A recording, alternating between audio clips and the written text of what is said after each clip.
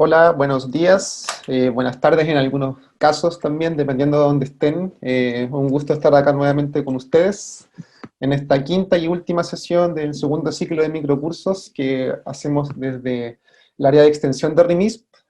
Hoy en día tenemos un tema bastante interesante y que ha dejado distintos análisis a nivel regional sobre el impacto que ha tenido la crisis sanitaria del COVID-19 en los movimientos migratorios en los distintos países. En cada país ha habido distintos fenómenos. Pero queremos conversar hoy día justamente de las consecuencias que ha tenido este proceso en la región. Y para eso hoy día nos va a acompañar Rodrigo Yáñez Rojas, que es investigador principal de RIMISP.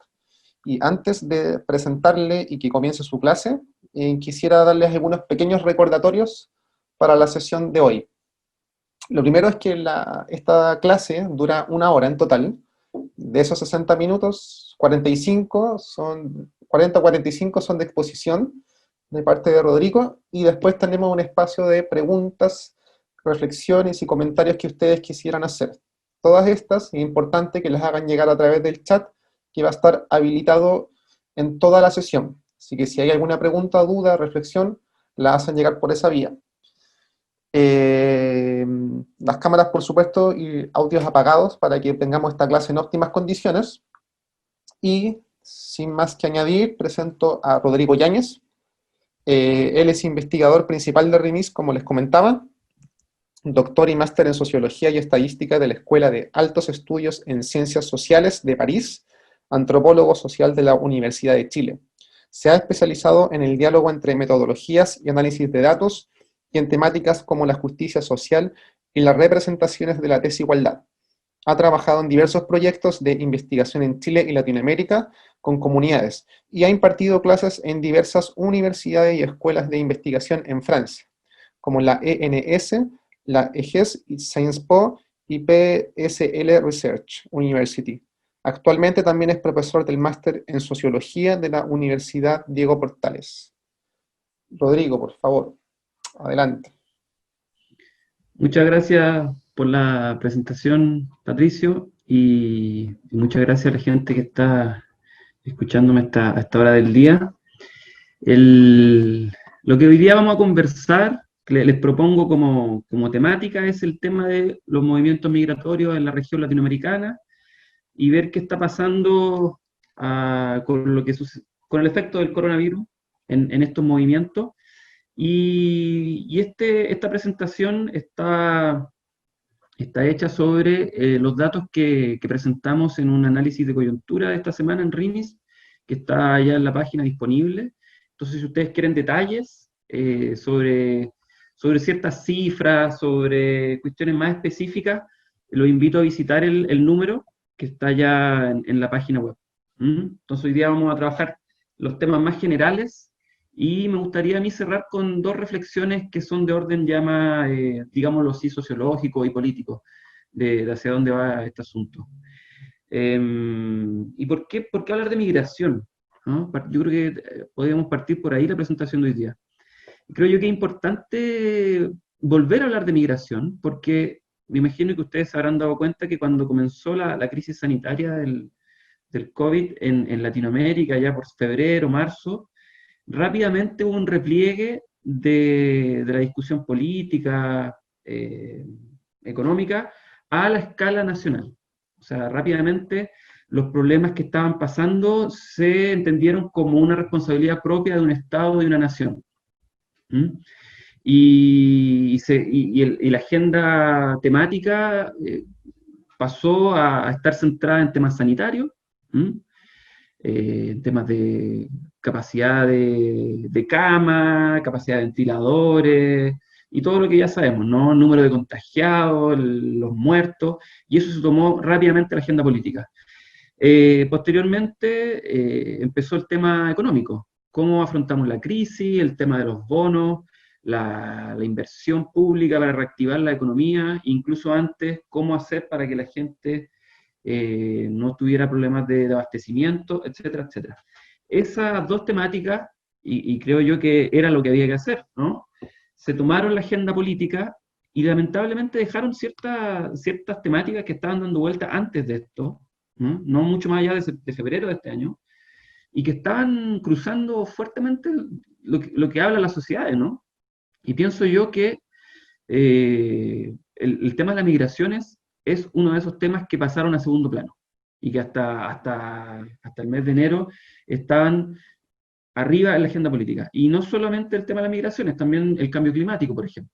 No sé si se acuerdan, pero hasta enero, febrero de este año estábamos todavía hablando de los incendios de Australia y del humo que estaba llegando a Latinoamérica, y estábamos hablando de los incendios en Latinoamérica, y el tema del agua, el tema del calentamiento global, y esos temas desde marzo hasta hoy día han también pasado a un segundo plano.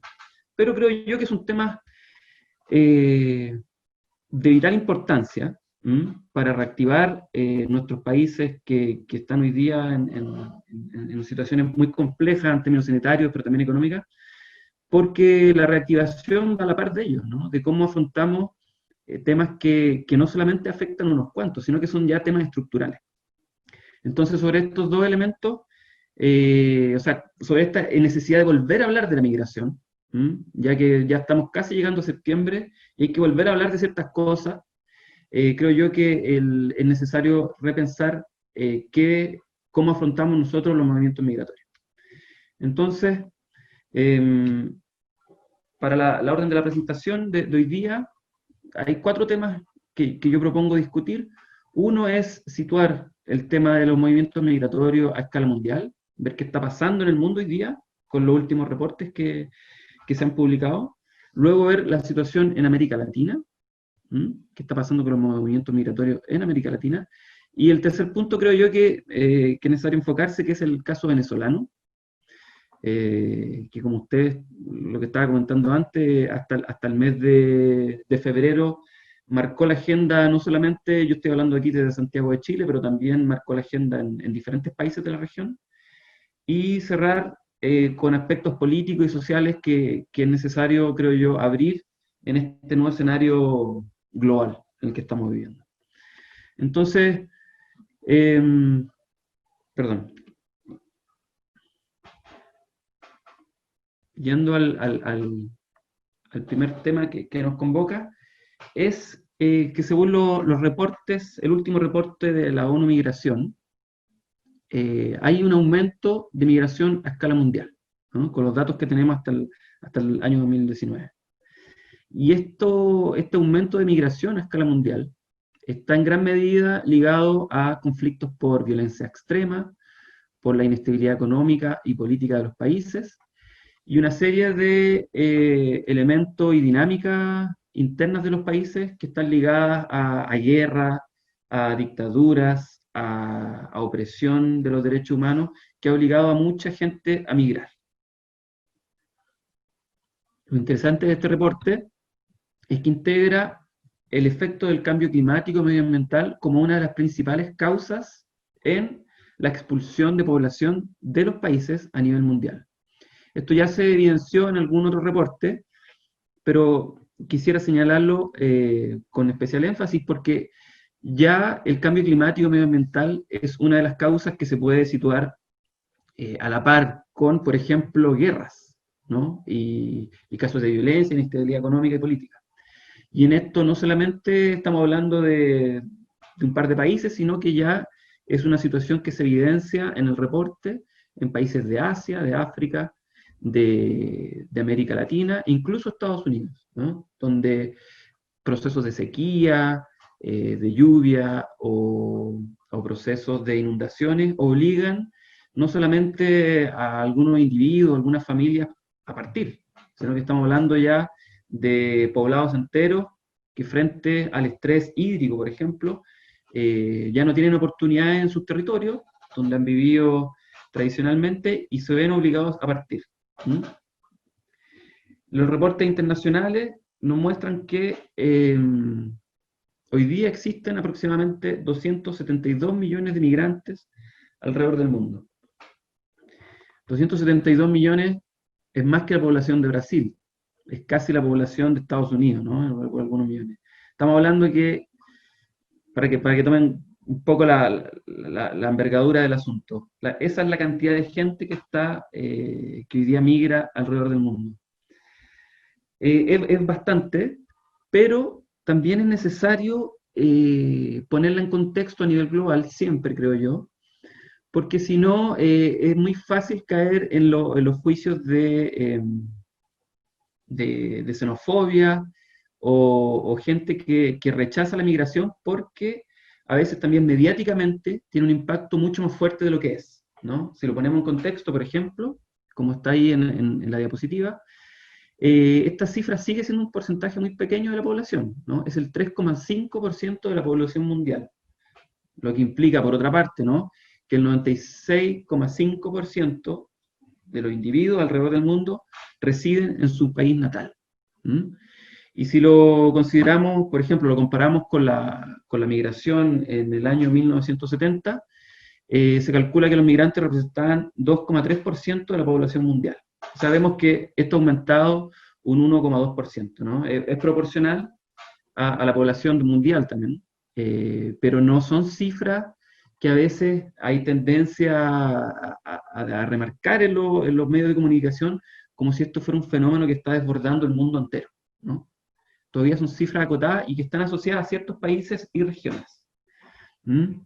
Otro elemento que nos muestra el informe a escala mundial es que los destinos migratorios tienden a concentrarse en Asia y Europa. ¿Mm?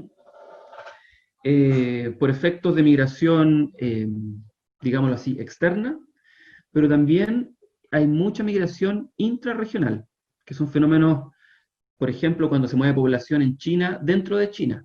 Estamos hablando de que es población que no migra hacia otro país, sino que dentro de la misma, del mismo país, y eso se considera también migración interna, pero es parte de las tendencias migratorias a nivel mundial.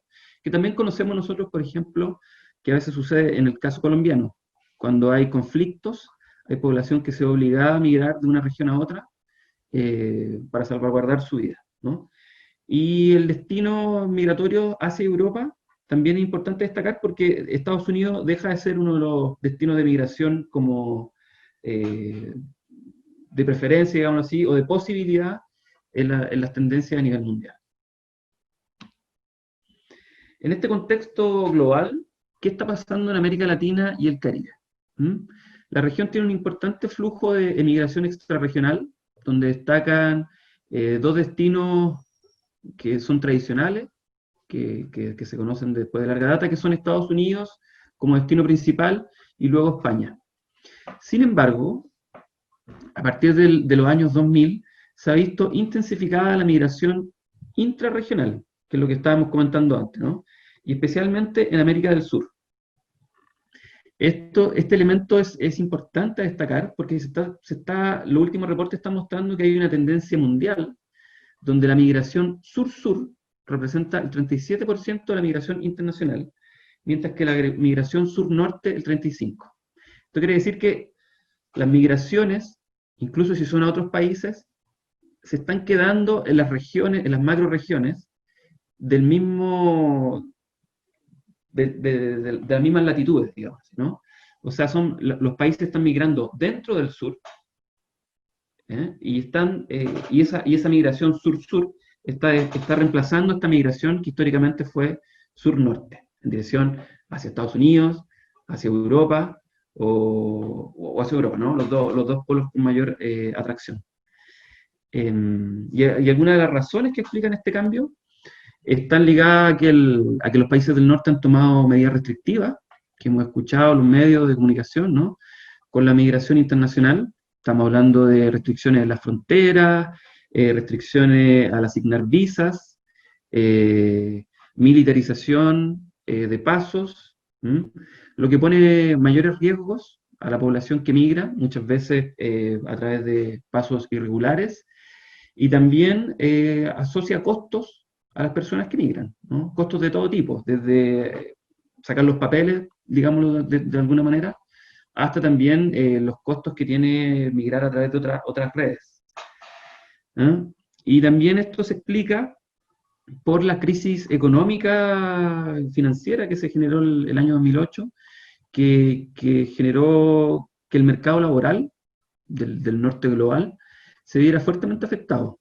Entonces también hay un tema que la migración muchas veces, además de estar asociada a temas de refugio político, de salvaguardar la vida, también está asociada directamente, se entiende, a temas económicos de que la gente tiene que llegar a trabajar en esos lugares para poder reconstruir sus vidas.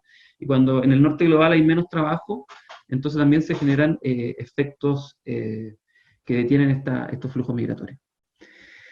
Hablando sobre la migración sur-sur, hay algunos ejemplos que se empiezan a observar en América del Sur, por ejemplo, en Latinoamérica y el Caribe. Es, por ejemplo, lo que vimos el año 2018 con la caravana de migrantes que se inició en Honduras, que se dirigía hacia Estados Unidos en busca de nuevas oportunidades económicas, pero también refugio. Esa caravana, un porcentaje menor de los que partieron lograron llegar a destino, y muchos se fueron quedando en los países que estaban en la trayectoria, ¿no? En el trayecto. Estoy pensando en Guatemala, desde que se firmó el Tratado de Tercer País Seguro, donde Estados Unidos obliga a Guatemala a recibir a un porcentaje de la población de migrantes, y también muchos migrantes que se quedaron sin poder ingresar a Estados Unidos y que permanecen en México, ¿no? Lo mismo pasa con la migración que está expulsando el país de Haití, que se agudiza con la crisis humanitaria que gatilla el terremoto del año 2010 y que hoy representa un 10% de la población nacional, que ha migrado a países como Chile y otros países de Latinoamérica por sobre otros países en otros continentes o regiones.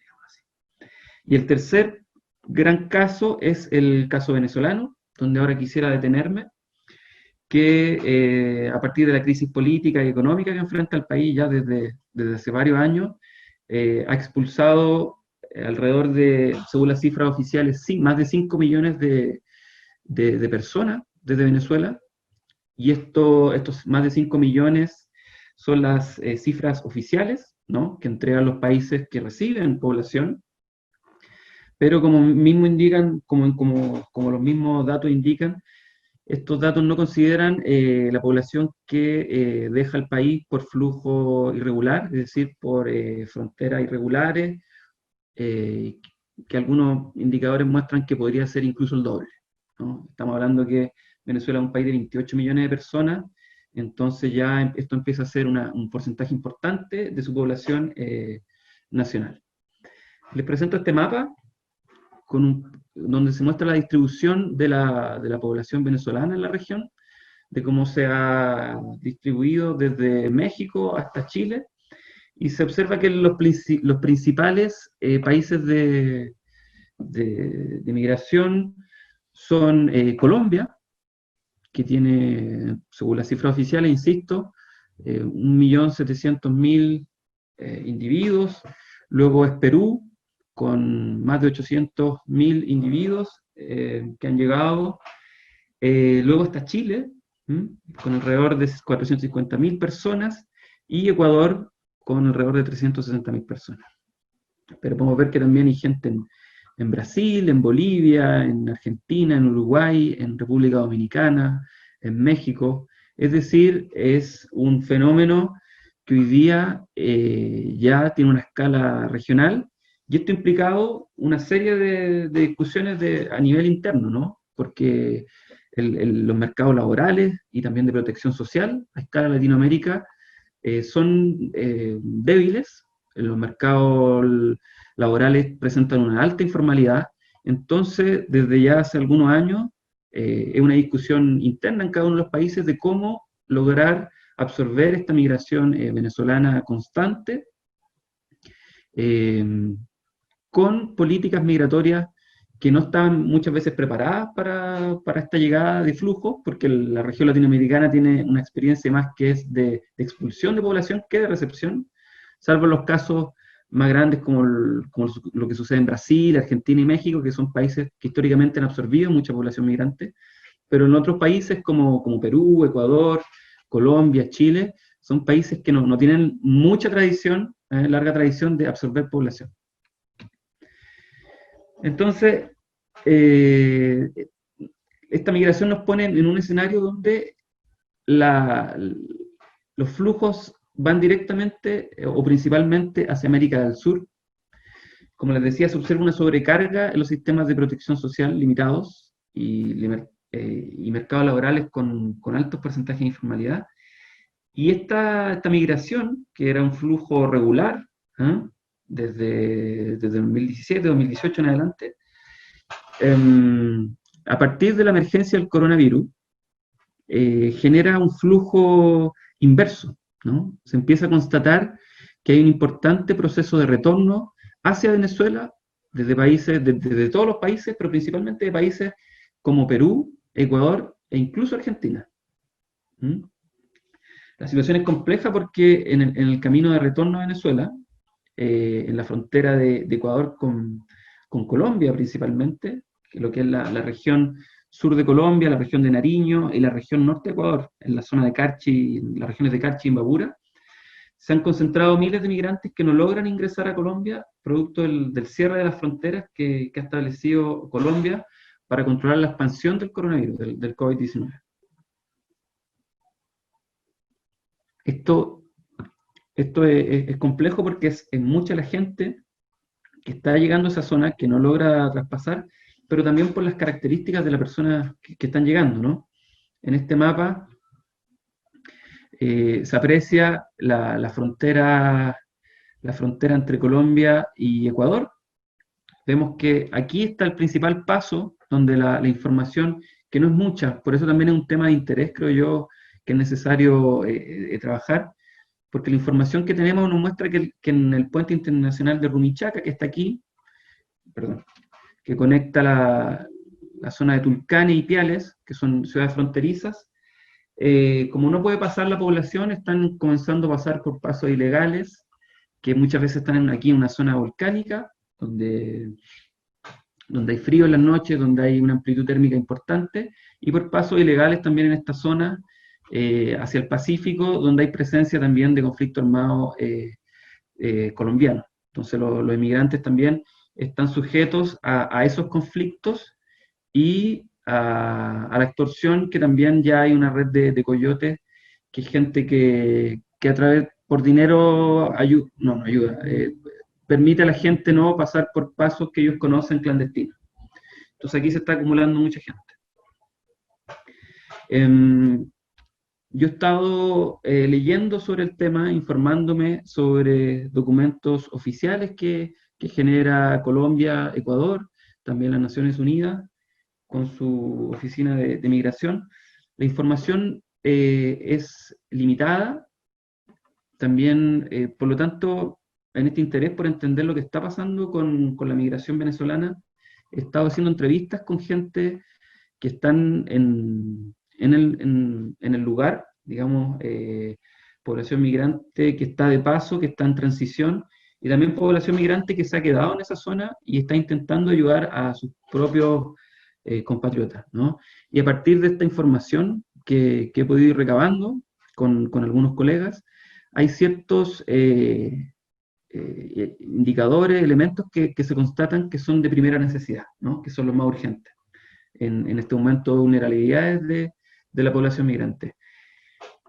Hay un tema que aparece tanto en los informes como en las entrevistas que estamos haciendo, es que hay un problema de alimentación importante. O sea, se observa que hay una disminución en la diversidad de la dieta de los migrantes, es decir, están comiendo, son dietas restringidas, en verduras son cada vez menos los alimentos, en carne, en leche, se están restringiendo esos alimentos. También se están restringiendo el número de cantidades de comida al día que se están haciendo, es decir, hay un problema ahí de nutrición importante. Estamos hablando de que es población no solamente adulta, sino también hay niños, hay mujeres embarazadas, hay mujeres que han dado a luz en el paso de la migración, ¿no? En estas largas caminatas que a veces comienzan en Argentina. O sea, hemos rastreado gente que ha llegado hasta esta zona fronteriza caminando desde Argentina, lo que le ha tomado más o menos 3 meses caminando. Hay que imaginar las condiciones en que se encuentra esa población.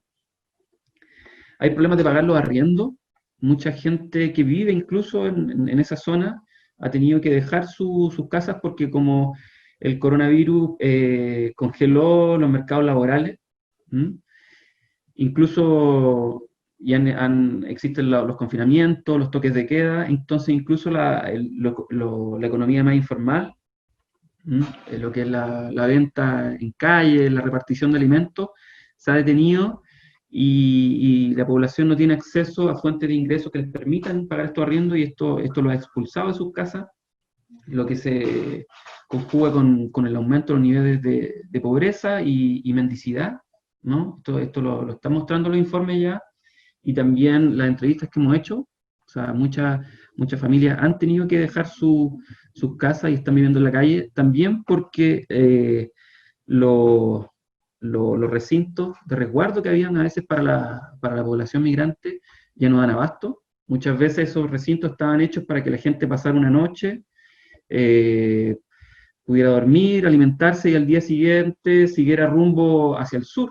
Pero ahora que la situación es a la inversa y la gente ya no puede seguir subiendo hacia el norte, no hay capacidad de recepción de esa población. Esta población que está llegando a esa zona fronteriza viene con un agotamiento propio de largas jornadas de, de caminata, ¿no? Y tienen problemas de acceso a salud. Y esto está relacionado a temas muy propios de lo que estamos viviendo en nuestros países, ¿no? Que los sistemas de salud ya están colapsados, producto del coronavirus, entonces no tienen capacidades para integrar otro tipo de trato, ¿no? Otro tipo de tratamientos, perdón, pero también lo que se ha rastreado en algunos documentos y lo que hemos visto en las entrevistas que estamos haciendo, es que también hay un tema de dificultades con el trato que están recibiendo en la frontera ecuatoriana, pero también en Perú, la población venezolana migrante, es decir, que lo aleja del acceso a salud. El trato, con esto me refiero directamente a cómo lo atienden, cuando se acercan, qué les dicen en las ventanillas de acceso, los desplazan, no sé, les dan hora para un mes más, 3 meses más, cuando la situación de urgencia es ahora ya. Y también hay un tema de papeles, hay mucha gente que no tiene los papeles al día, hay mucha gente que migró de manera clandestina, hay mucha gente que no ha podido renovar los papeles, estoy hablando de pasaporte o cédulas de identidad, porque en Venezuela la situación es compleja y renovar los papeles es algo que toma cada vez más tiempo. ¿Mm? Entonces, todas estas situaciones han generado procesos de mendicidad, se observan un aumento en los números muy asociados al tema de mujeres, de prostitución y tráfico de personas, y por lo mismo un aumento en la xenofobia en estos lugares, que ha desencadenado episodios de violencia. Entonces son temas complejos que están aumentando, que ya se veían desde antes de la pandemia y que ahora con la pandemia se han agudizado. Producto de esto, por ejemplo, es que nosotros hemos rastreado que hay llamados de agencias internacionales de cooperación a hacerse cargo de estos mismos temas. Hace poco vimos la Agencia Francesa de Desarrollo estuvo llamando a un proyecto para enfrentar estos temas porque los números de xenofobia, sobre todo contra mujeres y niñas en esta zona fronteriza, se han disparado muy fuertemente. Y lo que les contaba antes también, esto ha desencadenado que como no pueden pasar de manera legal, hay un aumento en el cruce por pasos ilegales y también hay un aumento en la presencia de coyotes, ¿no? La situación es compleja y esto ha desencadenado que, bueno, los países tienen que reaccionar y para esto se construyó el año 2018 una plataforma regional por mandato de la ONU, donde se construyó una plataforma regional que es para enfrentar el tema migratorio venezolano, no solamente en Colombia y en Ecuador, sino también desde México hasta Chile, que está compuesta por 41 organizaciones participantes, 17 agencias de la ONU, 5 donantes y 2 instituciones financieras internacionales. Y esta plataforma funciona como un grupo de coordinación de distintos grupos de la sociedad civil, de los gobiernos, organizaciones internacionales y también del mundo privado, que luego, a su vez, construyen plataformas interagenciales a nivel nacional. Las dos más fuertes que están funcionando en estos momentos son el Grupo Interagencial sobre Flujos Migratorios Mixtos, que es la que opera en Colombia, y el Grupo de Trabajo sobre Personas Refugiadas y Migrantes que funcionan en el Ecuador. En cada uno de estos grupos de coordinación está, por ejemplo, la Cruz Roja, hay empresas del mundo privado y están intentando coordinar la ayuda humanitaria a esta población que, como vimos antes, ya sobrepasa los miles, ¿no?, en cada uno de estos países, y ha sido muy complejo llegar hacia ellos por los temas que estamos conversando, ¿no? Primero, porque es una población que está llegando a países donde su sistema de protección y mercados laborales están en situaciones muy saturadas, muy límites, pero también porque hay un gran número de población que está en condiciones de ilegalidad, entonces es muy difícil llegar a ellas y darles la ayuda oportuna. Entonces, además de estos dos grupos de coordinación, hemos visto la emergencia de grupos de acción de la sociedad civil. Yo he estado en comunicación con muchos de ellos que están operando en el sur de Colombia, en la región de Nariño, y en el norte de Ecuador, en las regiones de Carchi y Imbabura, y vemos que muchos de estos grupos de acción son venezolanos que ya que se lograron instalar en las ciudades fronterizas. Estoy hablando de Pastos, de Ipiales, en la ciudad de Colombia, Tumaco también, y en el lado ecuatoriano, en la zona de Tulcán, de Ibarra, y ellos han logrado coordinar una acción que a lo mejor no es de largo plazo, como tiende a ser estos grupos interagenciales de nivel nacional, pero que es muy importante en el corto plazo. Digamos que estos grupos de acción están entregando agua, están entregando abrigo, están entregando comida a los caminantes, como lo llaman ellos, ¿no?, que son la gente que viene a pie y va por la carretera en dirección a Colombia para posteriormente continuar su ruta hacia Venezuela. Esa es a grandes rasgos la situación que, como yo les decía, tratamos en el documento que publicamos el día lunes. Está en la página de RIMIS y ustedes pueden acceder para ver temas más específicos. Y yo, bueno, con mi colega Tatiana Aguirre, que escribimos ese texto, quisimos darle un espacio especial a las voces que están detrás de este gran problema, que muchas veces se pierden en temas de números, de millones, de miles de personas, y nos olvidamos de la crudeza de lo que está pasando. Entonces, en ese sentido, quisimos darle un espacio a sus voces, y en ese texto aparecen tres entrevistas donde son los propios migrantes que cuentan lo que está pasando. Para cerrar esta presentación, creo yo que esta situación venezolana y lo que está pasando con los migrantes nos pone en un escenario que está abierto para todos los países de la región latinoamericana, ¿no? Y yo lo sintetizo en dos preguntas. La primera es, ¿cómo hacer para que lo catastrófico no se vuelva normal? Es decir, para que los temas migratorios, la urgencia de los temas migratorios que estábamos hablando en el mes de enero, en el mes de febrero, pero que después pasaron a un segundo plano, y que incluso muchas veces ya pasan a ser como la última prioridad, porque sentimos que hay otras prioridades, como el tema de controlar la infección del virus, el número de muertos, no pasan a ser no pasemos a normalizar esta situación, ¿no? Porque la situación venezolana, en este caso específico, no va a cambiar en el corto plazo. Más allá de la situación política interna que está pasando este país, llegue a solucionarse el conflicto que existe entre Maduro y la oposición, la reconstrucción de ese país va a tomar tiempo, y el número de migrantes que están dando vueltas por el continente va a seguir ahí. Y los países latinoamericanos van a absorber esta población, ¿no? Y si no es la población venezolana, también va a ser la caravana. O sea, son procesos migratorios que van a estar sucediendo. Y es una tendencia global, como lo comentábamos en un principio, que va a seguir manteniendo esta tendencia a través de los años, ¿no? Que es la migración sur-sur. Es decir, los procesos migratorios que vamos a experimentar de aquí, los próximos 20, 30, 40 años, ya van a dejar de tener estas tendencias migratorias en donde partíamos desde nuestros países, desde este continente, en dirección hacia Europa, hacia Estados Unidos, ¿eh? Y van a concentrarse en la propia región.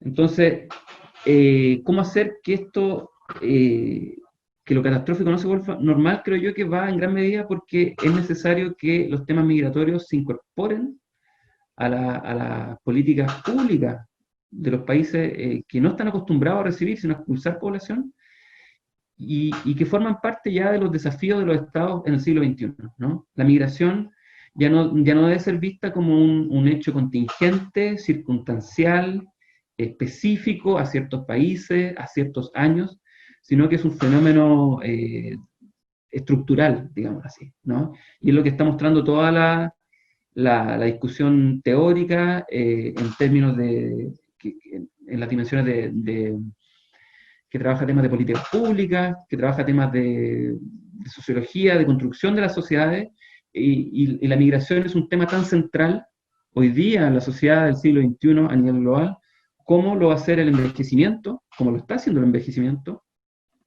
como lo está haciendo las políticas públicas a nivel de sistema de salud, como lo es el cambio climático, ¿ah? Como lo es las tecnologías de información, como lo es la robotización del trabajo. O sea, son temas estructurales que tienen que incorporarse a las agendas, perdón, de reactivación económica. O sea, en algún momento, cuando logremos controlar el coronavirus, al mismo tiempo que pensemos de cómo vamos a hacer para que vuelvan las clases, que los niños se incorporen a las clases, que se reactiven los mercados laborales, es necesario que en esa agenda también se incorporen cómo lo vamos a hacer para integrar a esta población migrante, que es un fenómeno estructural. Y un segundo debate que se abre, y este es un tema más, digámoslo así, antropológico, sociológico, que es cómo generar cohesión desde la fragmentación. Porque sabemos que en términos internos a la propia migración, la gente que parte, que deja un país, deja detrás de sí una historia, pero también una forma de vivir, una forma de socializar, y muchas veces se ancla en lógicas internas de sobrevivencia, ¿no? Son grupos que hacen pequeñas comunidades y que cuando llegan a territorios de destino o de paso que se alargan en el tiempo, tienden a guetizarse, tienden a fragmentarse dentro de las propias sociedades donde ellos llegan, con efectos como la xenofobia, con efectos como la discriminación, pero este debate, creo yo, forma parte de una narrativa más amplia que solo el fenómeno migratorio, ¿no? Creo yo que es una situación por donde también están atravesando las propias sociedades latinoamericanas. Estoy pensando yo en todos los diagnósticos que están haciendo los estudios en sociología, en antropología, en ciencias políticas, de cómo las nuevas formas de trabajo hoy día, más descentralizadas, trabajo informal, trabajo precario, ha generado que las sociedades latinoamericanas también se fragmenten, ¿no? La baja sindicalización, la externalización de trabajo, ha hecho que muchas veces estas nuevas formas de trabajo impidan construir un relato a nivel, a veces incluso local. Entonces la fragmentación de la migración se enlaza con esta fragmentación social que es propia del siglo XXI. Entonces, en esa fragmentación converge un lugar común donde se pueden establecer narrativas que integren tanto a los fenómenos, digámoslo así, de las sociedades nacionales, con esta incorporación de los migrantes, ¿no? Y es un fenómeno que no solamente es propio de las sociedades que están recibiendo hoy día más migrantes, como Colombia, como Perú, sino también forma parte de discusiones en Europa, en Estados Unidos, de cómo hacer para integrar la migración, ¿ah? Que tiene sus propias lógicas internas, en otras culturas hacia donde estos grupos migrantes llegan. Incluso si hablan los mismos idiomas y tienen la misma religión que el país de donde llegan, ¿no? En el caso, siempre se discute en torno a esto, que en el caso de Europa, posterior a la Segunda Guerra Mundial, un flujo migratorio muy fuerte desde países de Europa del Este, desde países de Europa mediterránea, como España, como Portugal, y también desde la África mediterránea, que es todo el Magreb, la parte norte, Marruecos, Túnez, Egipto, y ellos, esas olas migratorias que llegaron a Europa, fueron las que lograron reconstruir ese continente. Es parte de la narrativa, del relato y de la identidad con que se adjuntó estos grandes flujos migratorios.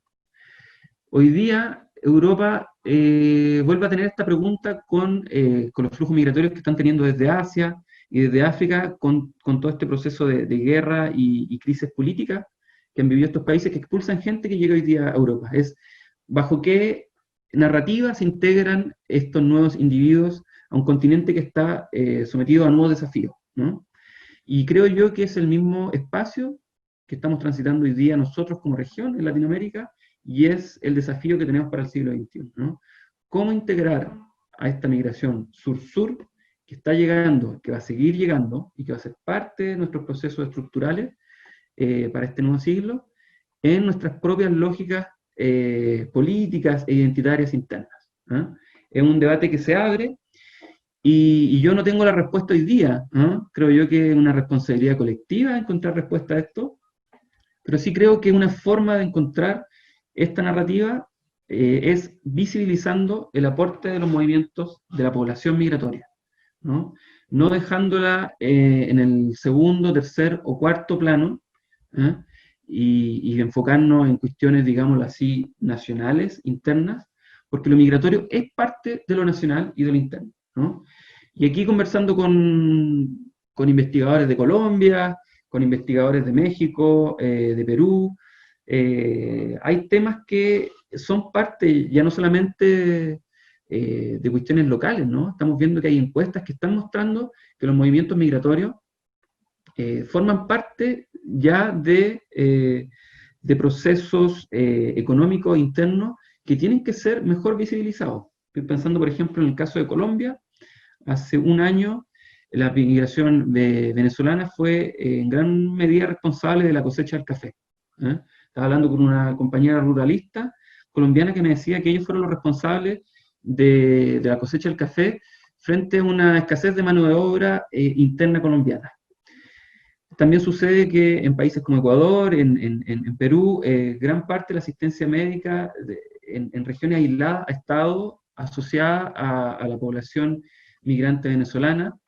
En Chile hay datos que muestran de manera muy clara cómo la mano de obra calificada venezolana ha mejorado al mercado laboral interno, que carece de individuos con capacidades técnicas para operar maquinaria, para una industria en desarrollo. Es decir, hay ciertos elementos que se repiten, también en México, con esta migración, que es necesario visibilizar, que no aparece en el diario, que no aparece en los periódicos, que no aparece en los noticiarios, más que cuestiones aisladas. Y estos son procesos generales, son tendencias importantes, que creo yo que es necesario visibilizar, mostrar, para construir estas narrativas de cohesión que nos permitan superar procesos de fragmentación. Y que lo catastrófico, que la lamentable situación de esta población que ha tenido que dejar sus países, no pase a un tercer o cuarto plano. Entonces hasta aquí me quedo y si tienen comentarios o preguntas, pueden hacerlas con toda confianza. Muchas gracias por escucharme. Gracias, Rodrigo, por la presentación. Sí, efectivamente, hay varias preguntas y quiero quedarme con algo que también mencionaste, Rodrigo, que tiene que ver con que esto es un fenómeno que no existía y que es nuevo a partir de la crisis del COVID, sino que más bien se acentuó y que volvió a emerger. Y en ese sentido, como señalas tú, es sumamente importante que las agendas públicas, que las agendas de los estados, de los gobiernos, también incorporan estas temáticas que se han acentuado con una mirada a largo plazo, pensando en soluciones también, digamos, efectivas en el corto plazo, pero también pensando en cómo se puede sostener en el largo plazo condiciones de vida y bienestar para las personas en sus distintos ámbitos. En este caso, a propósito de lo que estamos viendo a partir del fenómeno migratorio regional. Así que eso es sumamente relevante tenerlo en cuenta, pensando en quienes trabajamos en esta senda del accionar público y también como muchos participantes de acá están dentro del Estado o participando en organizaciones de la sociedad civil, también pueden sumarse a este debate que sin duda necesita una mirada urgente y sostenible en el tiempo. Vamos con las preguntas entonces a propósito de lo que hemos conversado hoy día. La primera de ellas preguntan, ¿qué impactos traen a América Latina las tendencias migratorias a nivel mundial? Que tiene que ver, me imagino, con lo que comenzaste presentando al principio, que hay un movimiento migratorio global y que eso de alguna manera puede tener algún coletazo, alguna consecuencia regional en Latinoamérica. Entonces, ¿qué impactos se han visto en la región a propósito de este movimiento migratorio mundial?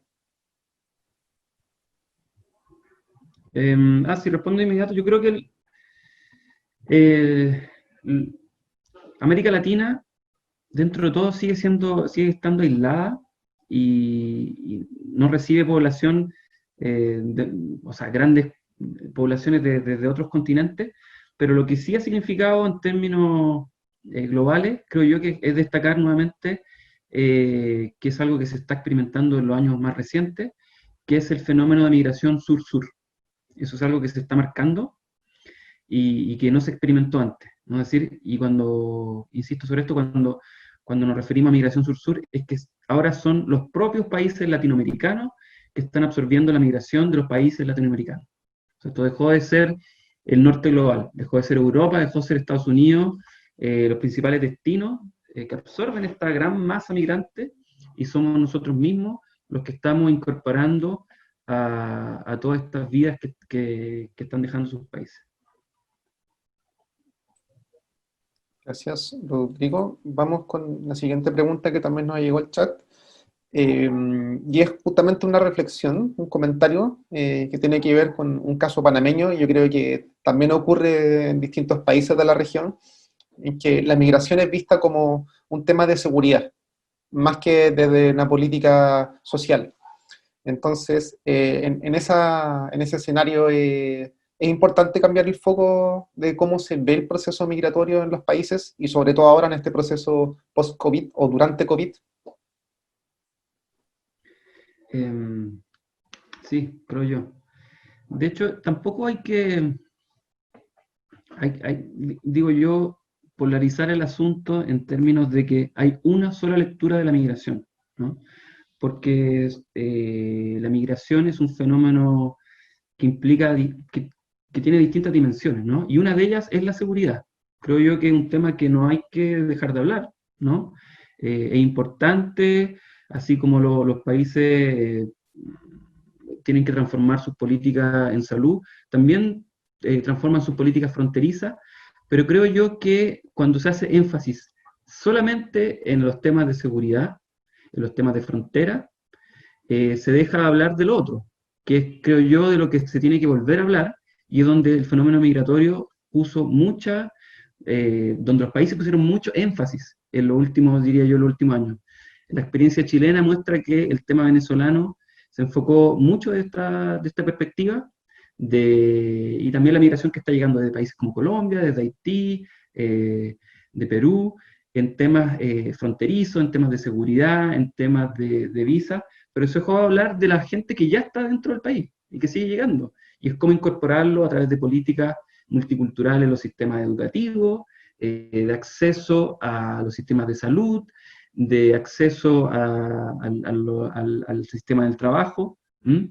Y son todos esos elementos que tienen que converger en una política migratoria que creo yo en países que no tienen una tradición de absorción de estos flujos migratorios, es una situación que tiene que actualizarse con mayor velocidad, ¿no? Vuelvo a hablar del caso chileno, del caso ecuatoriano, del caso peruano, por ejemplo, que son países que históricamente han expulsado más migración de la que reciben y no tienen esa tradición de países como Brasil, como México y Argentina, que al contrario son países que hace ya más de un siglo incorporan flujos migratorios en sus trayectorias como Estado independiente. Justamente, Rodrigo, a propósito del caso chileno, también nos llega una pregunta que tiene que ver con cuál es la situación de la población migrante en este país a propósito de la crisis sanitaria provocada por el COVID. Y más bien como qué efecto y consecuencias ha tenido esta pandemia en otros grupos poblacionales. Buena pregunta, y habla un poco creo yo que es hacia dónde hay que apuntar el debate. La situación es precaria, es de mucha vulnerabilidad, y no solamente en Chile, sino a lo largo de la región, y vemos que la falta de herramientas y de integración que hoy día es un conflicto, ¿no? ¿Qué hacer con ese número de migrantes y las condiciones en que están, de una manera en que la sociedad se haga cargo de ellos? Se ve que no tenemos esas herramientas porque en gran medida la situación de los migrantes hoy día está siendo gestionada por grupos de caridad, en gran medida también ligados a la Iglesia Católica. Ha sido, la, Han sido los jesuitas, principalmente en Chile, pero también en Ecuador y en Colombia, los que se han hecho cargo de esa población migrante en términos de alimentación, de vestimenta, y también al no poder pagar arriendos y su expulsión de los lugares donde habitan, de establecer refugios donde recibirlo, de gestionar la ayuda médica. En el caso de la población haitiana que hay en Chile, ha sido también en gran medida la Iglesia la que se ha encargado de generar los canales de comunicación y establecer procesos de educación para que aprendan español y para que puedan traducir sus papeles, etcétera, etcétera, etcétera. Entonces creo yo que hoy día esos problemas que se han agudizado con el coronavirus, los estados nacionales no han tenido la capacidad con sus propias herramientas de abordarlo, y han sido organizaciones de la sociedad civil, la iglesia y el mundo de la caridad el que lo ha hecho. Gracias, Rodrigo. Ahora hay una pregunta que tiene que ver con el caso peruano. Yo creo que aquí el impacto que ha tenido el COVID en los países de la región ha sido distinto, ha tenido diversas manifestaciones. Y justamente en el caso peruano nos preguntan si es que esta inmigración interna del país entre zonas rurales y urbanas se ha visto presente o agudizado, se ha visto un retroceso durante la crisis de la pandemia.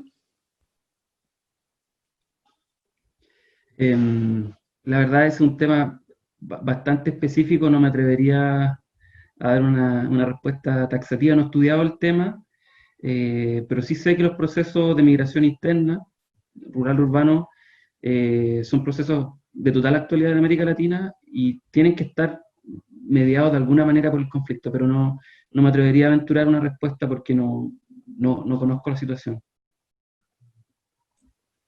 Lo lamento.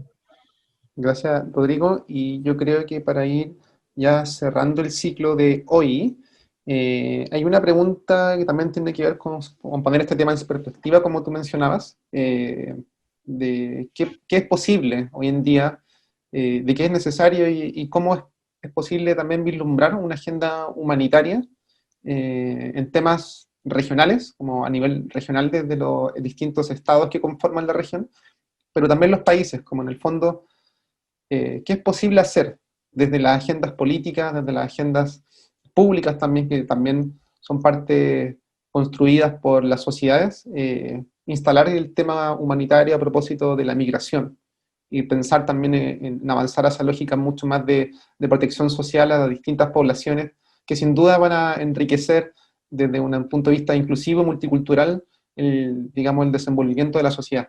Entonces, ¿cómo es posible, o qué desafíos, oportunidades tenemos para hablar de una agenda humanitaria en la región y en los distintos países de Latinoamérica y el Caribe?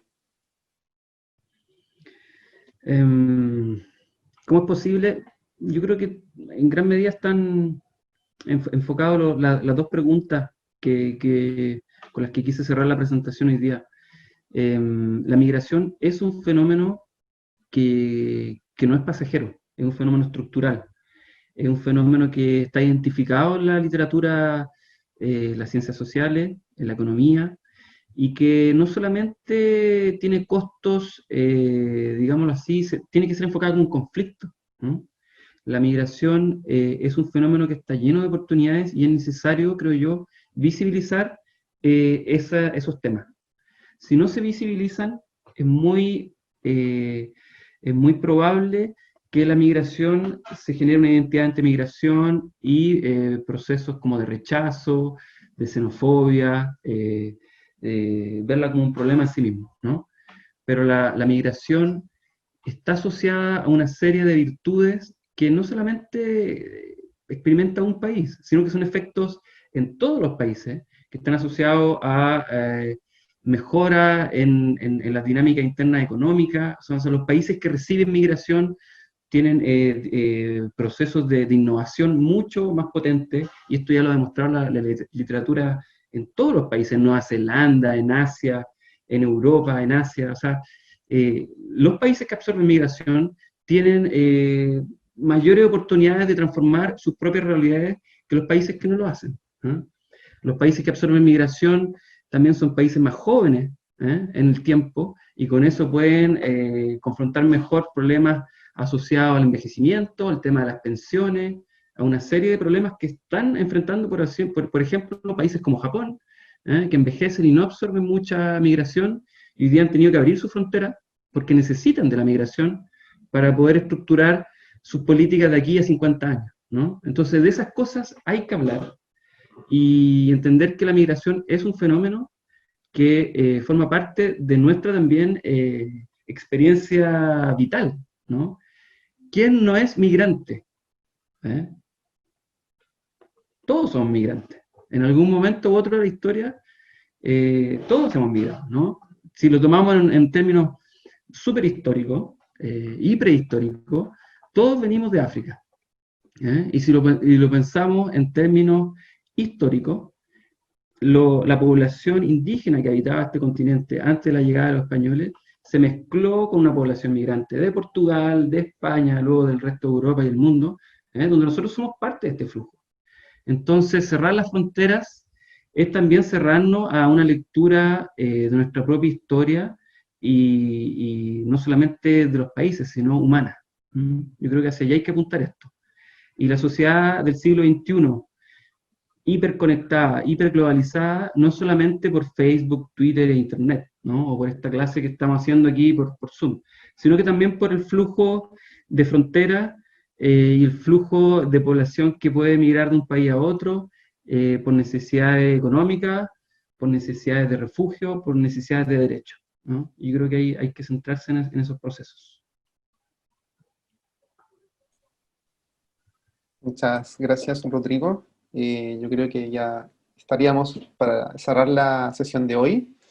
Así que te agradecemos por el tiempo, por tu espacio, por tu reflexión a propósito de lo que está ocurriendo con la migración en Latinoamérica.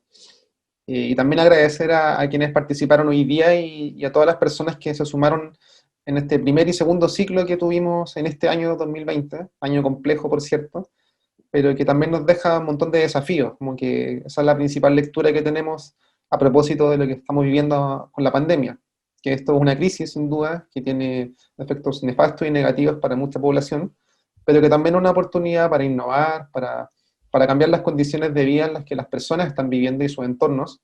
Entonces, en ese sentido, debemos mirar ese contexto, este contexto que estamos viviendo en esa línea, como una oportunidad para la que los estados, los gobiernos y la sociedad en su conjunto pensemos cómo podemos generar países mucho más inclusivos, con mejores índices de bienestar para las personas, para el medio ambiente, Y eso es lo que tenemos que generar a partir de ahora. Y claramente hay acciones que son de corto plazo que tenemos que ver ya, pero también hay que pensar que estas acciones de corto plazo se deben sostener en el tiempo. Así que agradecerles por este tiempo que han tenido de participar junto a nosotros, de participar de estas reflexiones que hemos encontrado y que hemos podido no solo ver desde los datos, sino también obtener desde la experiencia de los países.